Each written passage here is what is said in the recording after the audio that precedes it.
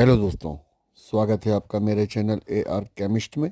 दोस्तों, आज हम बात करेंगे हर्बोडिल सिरप के बारे में।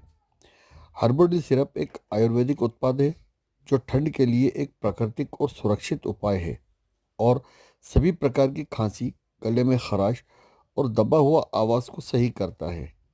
ये श्वसन के मार्ग को फैलाता है और कफ को बाहर निकालना आसान करता है। हर्बोडिल सिरप में हर्बल अवयव शामिल हैं, जैसे तालीपापात्रा, मिरी, सौंठी, पिंपली, यष्टमधु, वेलची और दालचीनी। इन सामग्रियों में ठंडा झुर्रियों का प्रभाव होता है जो गले में जलन को ठीक करता है, सर्दी, खांसी, अस्थमा और बुखार के लिए प्रभावी होता है। प्रत्याशा में मदद करता है या एंटीसेप्टिक और एंटीबायोटिक गुणों के पास है। दोस्तों, ये जानकारी आपको कैसी लगी?